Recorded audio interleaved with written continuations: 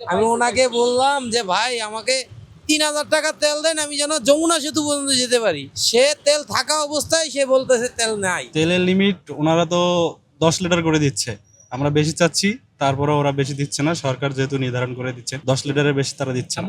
সাধারণত আগে 10 থেকে 15 মিনিটের মধ্যে আমরা তেল নিতে পারতাম, কিন্তু এখন ক্ষেত্র বিশেষে দেখা যায় 1 থেকে 2 ঘন্টা সময় লাগছে। আর এই সময়টা যদি আমাদের পিক আওয়ার হয় তাহলে আমাদের সেইটা দৈনন্দিন ইনকামের উপরে অনেকটা হ্যাম্পার হচ্ছে। আমাদের হচ্ছে আপনার 10 লিটার তো দেয় না, আমরা আসলে 20 লিটার করে নিয়ে যাই। আমার টাঙ্কিতে দেখেন 1 ফোঁটা তেলও নাই, কারণ ফুল করে নিতে পারলে আমার এই দীর্ঘ লাইন আজকে আর হইতো না।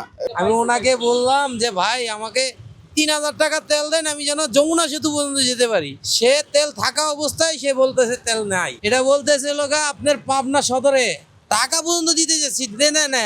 রাজধানীতেও না, ঢাকা সিটির ভিতরেও যেরকম আমি কালকে ইয়াতে ঢুকলাম, তেল দিবে না, বন্ধ।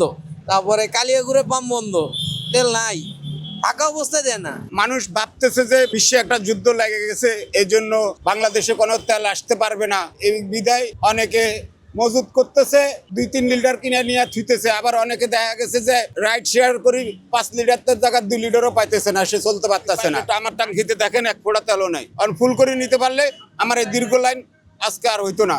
আমাদের হচ্ছে আপনার 10 লিটার তো দেয় না, আমরা আসলে 20 লিটার করে নিয়ে যাই। আগে নিছেন, হ্যাঁ, এখন তো তেলের ক্রাইসিস, এখন তো 10 লিটার পেতে দেওয়া। মানে আমাদের যে কন্ট্রাক্টর ফয়সাল ভাই, উনি হচ্ছে গাড়ির মালিক। 15 থেকে 20টা গাড়ি আছে, ওনার গাড়ি চলে, তো সেই হিসাবে আর কি তেল নিয়ে। মানে কোনো এক্সট্রা টাকা নেয় কিনা? না না, এক্সট্রা টাকা না। এক্সট্রা টাকা নেয়। না। সেটা আমরা তো জানি যে লাইনে দাঁড়িয়ে 10 লিটার তেল পায় একটা গাড়ি, 1.5 ঘন্টা 2 ঘন্টা, কিন্তু আপনি লাইনে না দাঁড়িয়ে 20 লিটার তেল। আমরা তো আর গাড়িতে নেই না, আমাদের আপনার লিমিট তো করে দেওয়া হয়েছে 20 লিটার। আমাদের ফোন দেওয়া আছে, আসলে এখান থেকে দিয়ে দেয়। তার মানে কি আপনাদের কোনো অবৈধ লেনদেন আছে? না না না, আমরা সরাসরি আপনার লিটার, কিন্তু 1.5 ঘন্টা 2 ঘন্টা দাঁড়ায়। আমাদের গাড়িতে আপনার তেল দেয় আছে, প্রজেক্টে যায় সরাসরি তেল। আমাদের হচ্ছে আপনার 10 লিটার তো দেয় না, আমরা আসলে 20 লিটার করে নিয়ে যাই। আগে নিছেন, হ্যাঁ, এখন তো তেলের ক্রাইসিস, এখন তো 10 লিটার পেতে দেওয়া। ওখানে যাই নিয়ে আসছি আমরা, ওখান থেকে 20 লিটার গেলে না দিয়ে দিচ্ছে, হ্যাঁ যাওয়া। মানে আপনাদের সাথে একটা লিয়াজু আছে তাদের, এই তো। সাধারণত আগে 10 থেকে 15 মিনিটের মধ্যে আমরা তেল নিতে পারতাম, কিন্তু এখন ক্ষেত্র বিশেষে দেখা যায় 1 থেকে 2 ঘন্টা সময় লাগছে। আর এই সময়টা যদি আমাদের পিক আওয়ার হয় তাহলে আমাদের সেইটা দৈনন্দিন ইনকামের উপরে অনেকটা হ্যাম্পার হচ্ছে। আমরা এই ক্ষেত্রে আমাদের এই ইনকামটা একটু কমই হচ্ছে। আর বিশেষ করে এখন রোজার শেষ 10 দিন, এই সময় প্রচুর মানুষ বের হচ্ছে কেনাকাটার জন্য।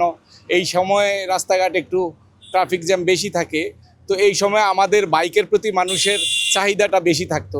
কিন্তু এখন এমন অবস্থায় আমরা আসলে একটু ভালোই একটু হ্যাম্পারে পড়তেছি, আমাদের ইনকামের উপরে এটা বিশেষ করে একটা এফেক্ট পড়তেছে।